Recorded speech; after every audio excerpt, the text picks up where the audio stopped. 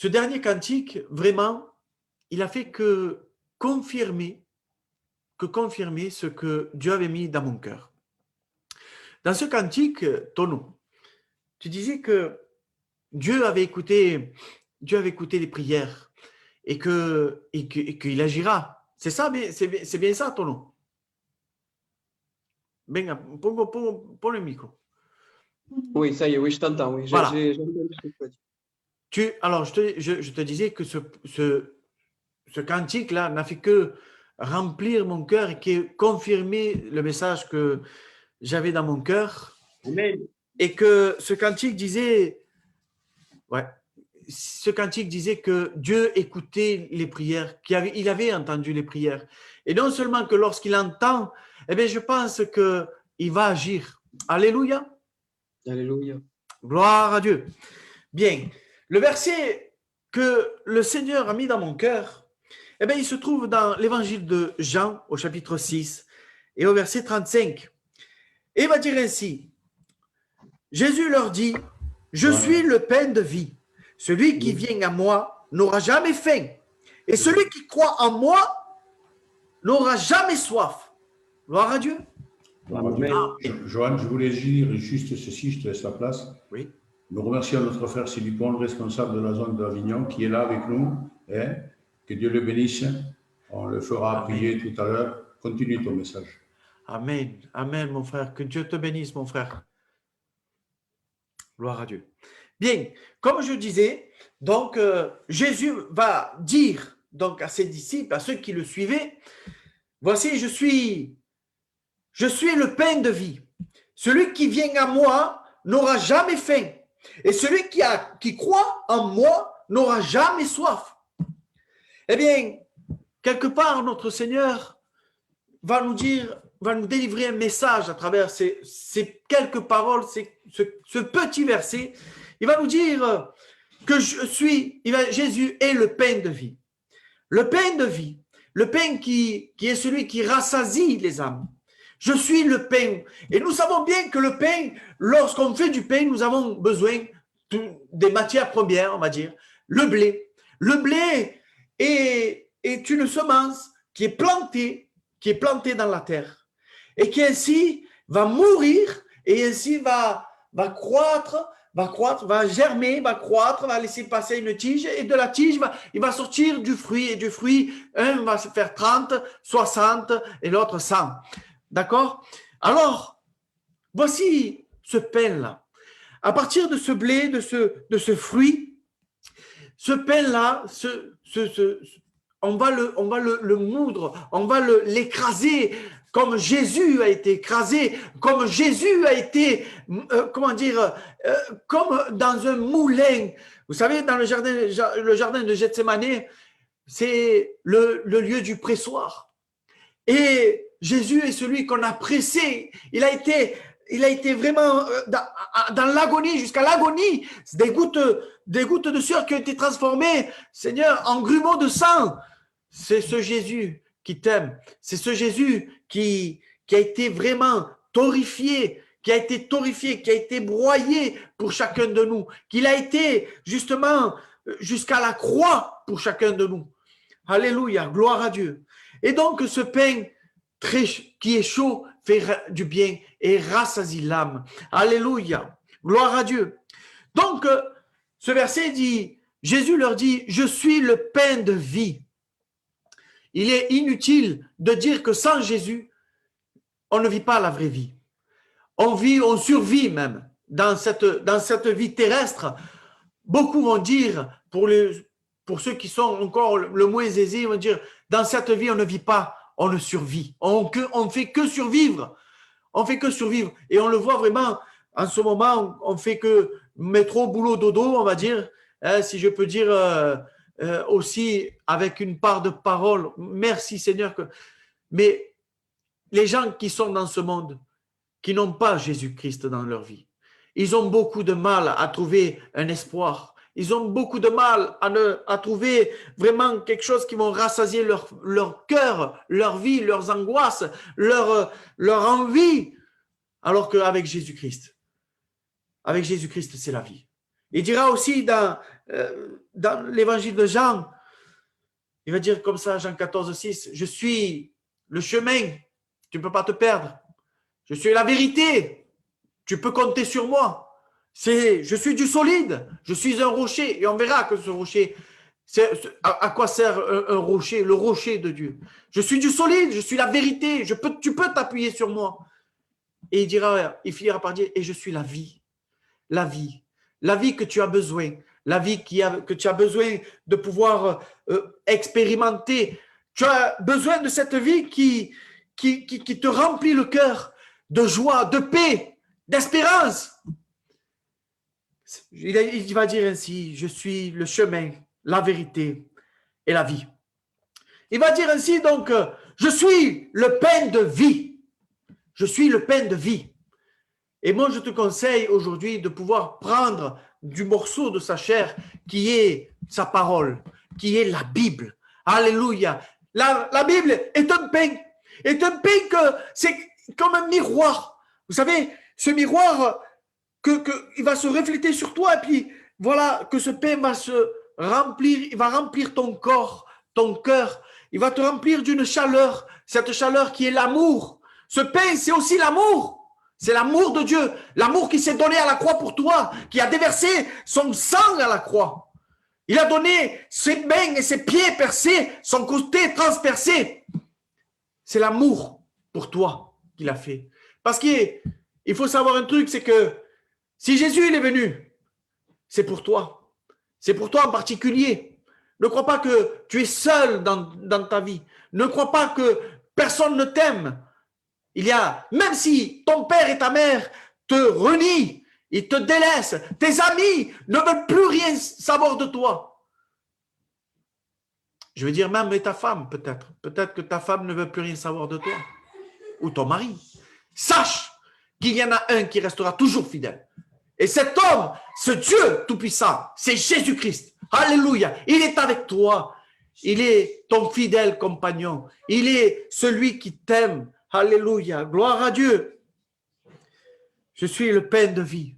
Ce pain de vie qui va rassasier ton cœur de cette chaleur, de cet amour que chaque être humain a besoin. Jésus a dit dans Luc 19, je suis venu chercher ce qui était perdu. Et qu'est-ce qui était perdu? C'était notre âme.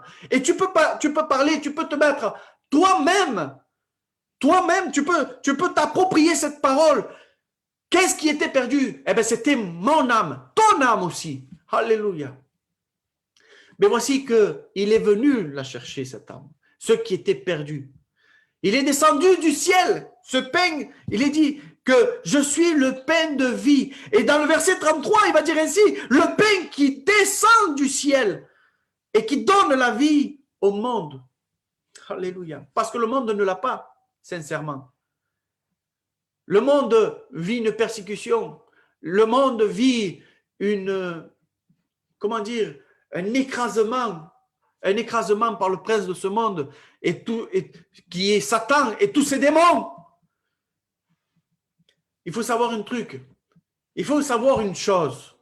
C'est que lorsque nous n'appartenons pas à Dieu, lorsqu'on n'accepte pas Jésus dans son cœur, nous sommes toujours la propriété de ce monde. Et celui qui est dans ce monde, le prince de ce monde, nous savons qu'il est écrit dans la Bible que c'est le diable.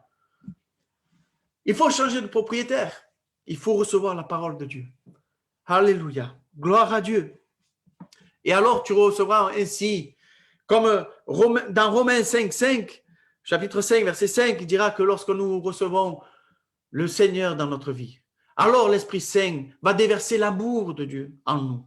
Alléluia, cette chaleur. Alléluia, gloire à Dieu. Un pain inépuisable, un pain qui se renouvelle chaque jour. Lorsque tu es dans le besoin, lorsque tu es, Seigneur, dans la détresse, alléluia, il y a toujours ce pain auquel tu peux compter, alléluia, qui va te rassasier ton âme dans tous tes problèmes. Voici que, alors je vais dire,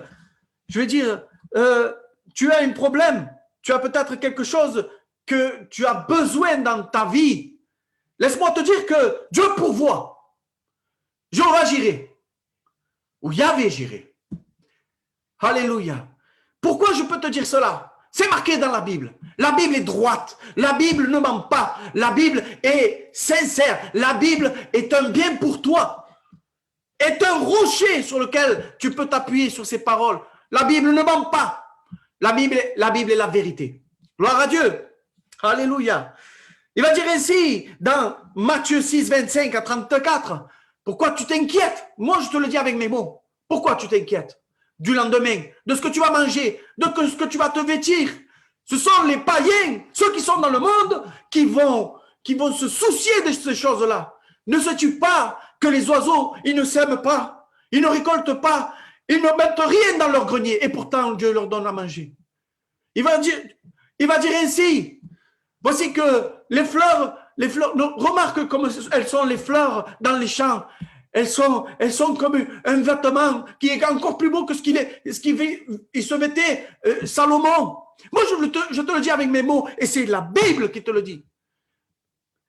Et si tu veux, la meilleure manière de pouvoir contrôler ce que dit un serviteur, c'est quand il te dit le verset, tu vas le chercher. Et je te le redis encore une fois, Matthieu 6, 25, Matthieu chapitre 6, verset 25 à 34.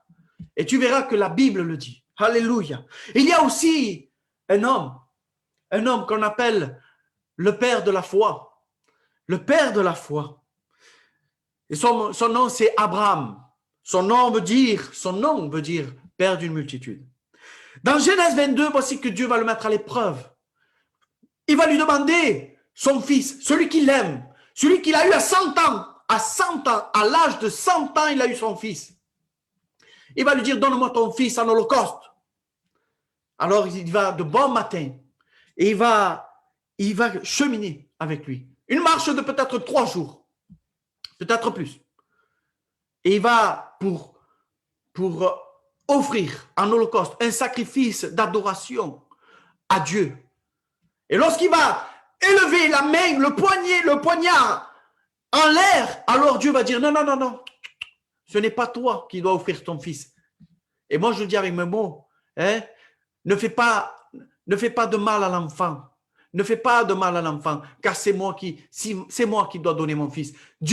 Car Dieu a tant aimé le monde qu'il a donné son fils unique, qu'il a donné son fils unique, afin que quiconque croit en lui ne périsse pas, mais qu'il ait la vie éternelle. La vie éternelle. Alléluia. Gloire à Dieu. La vie éternelle ne se néglige pas. La vie éternelle se prend en considération. Alléluia. Parce qu'il y a un au-delà après la vie terrestre. Et c'est toute une éternité. Tu dois choisir aujourd'hui. Tu dois choisir aujourd'hui où tu veux passer ton éternité. Car le Seigneur, et ça a été dit par mes frères, qu'on est proche de la fin et que le Seigneur va revenir chercher son église.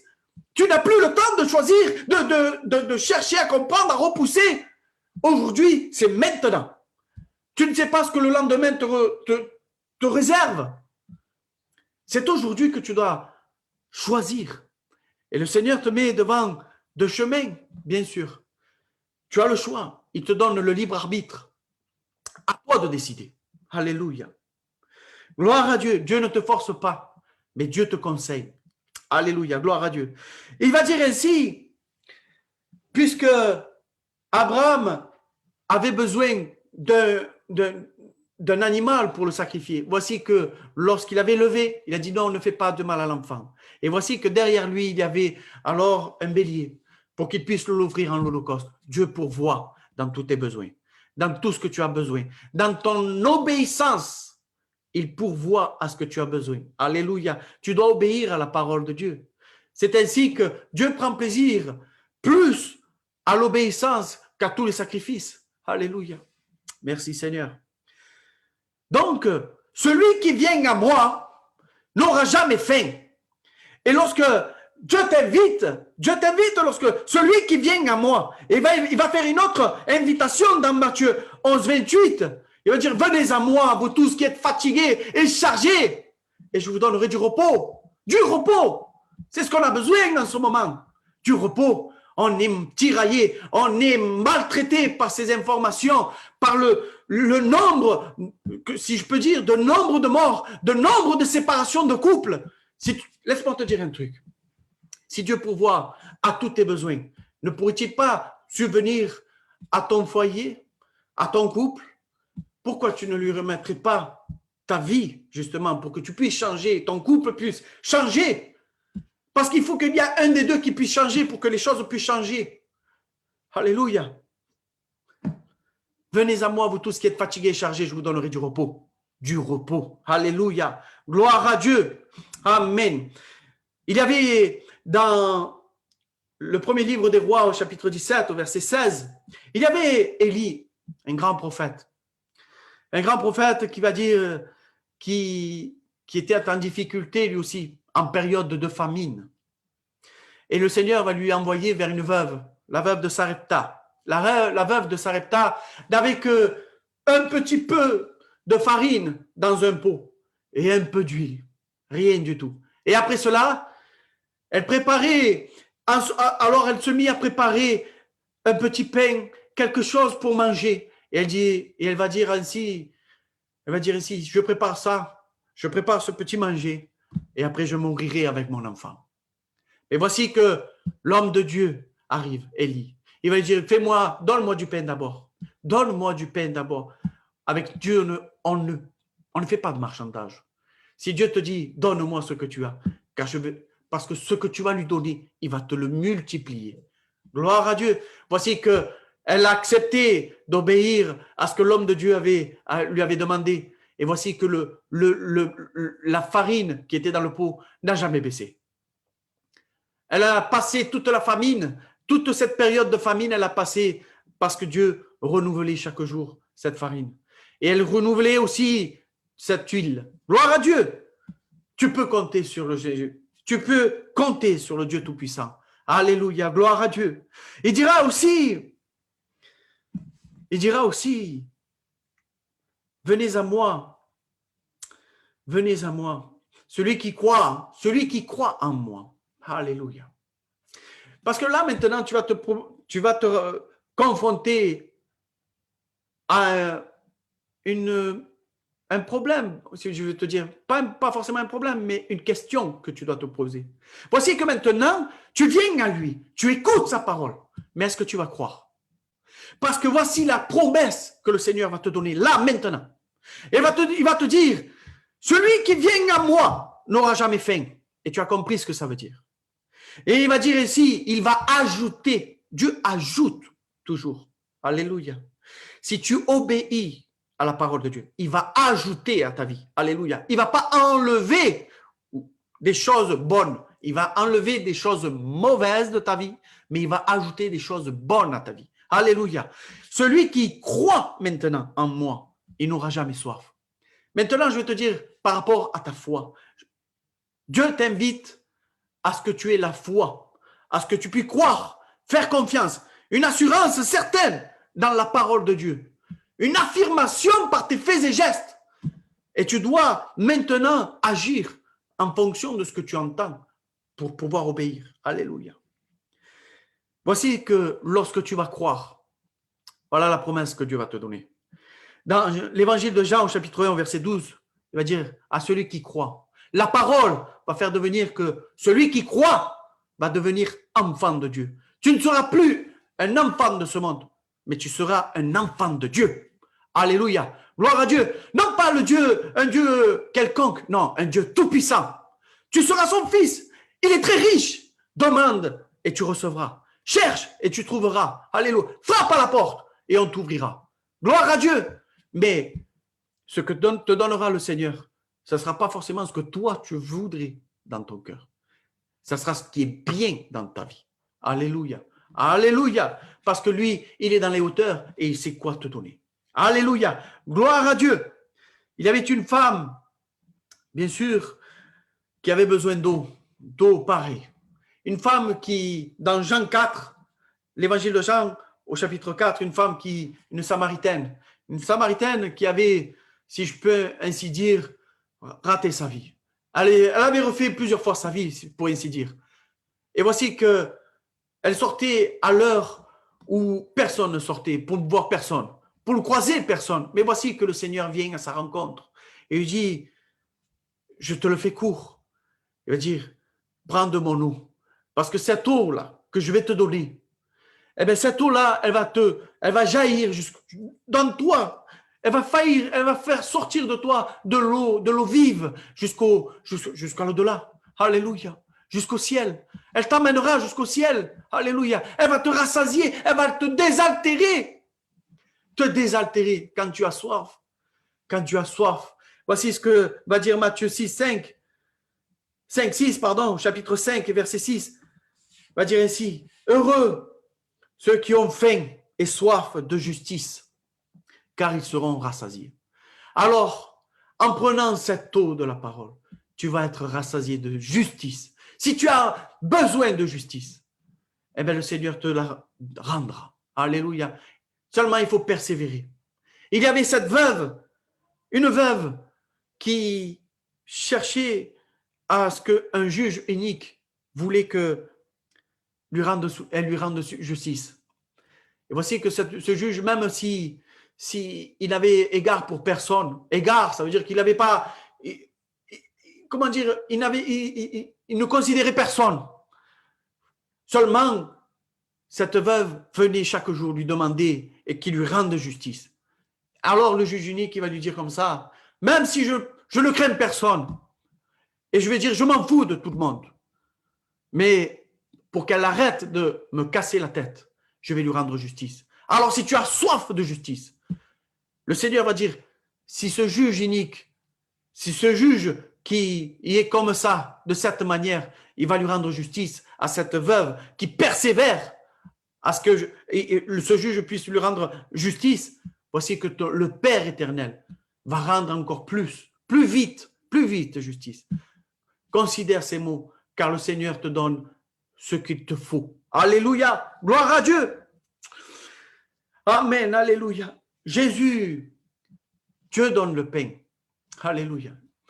Et c'est ainsi, je vais arrêter ici. Je vais juste reprendre ce verset pour ne pas être long. Jean, l'évangile de Jean au chapitre 6 et au verset 35. Tu as très bien compris le message, que le Seigneur ne te laisse pas tomber. Le Seigneur te donne ce que tu as besoin. Lui, ce que lui te donne. Alléluia. Et voici qu'il va dire ainsi ce verset. Jésus leur dit, je suis le pain de vie. Celui qui vient à moi n'aura jamais soif, n'aura jamais faim. Et celui qui croit en moi n'aura jamais soif. C'est une promesse. Il y a deux promesses dans ce verset. Tu n'auras jamais faim et tu n'auras jamais soif. Voilà ce que le Seigneur m'a mis dans mon cœur. Que le Seigneur vous bénisse et qu'il puisse vous édifier dans votre vie. Que le Seigneur vous bénisse.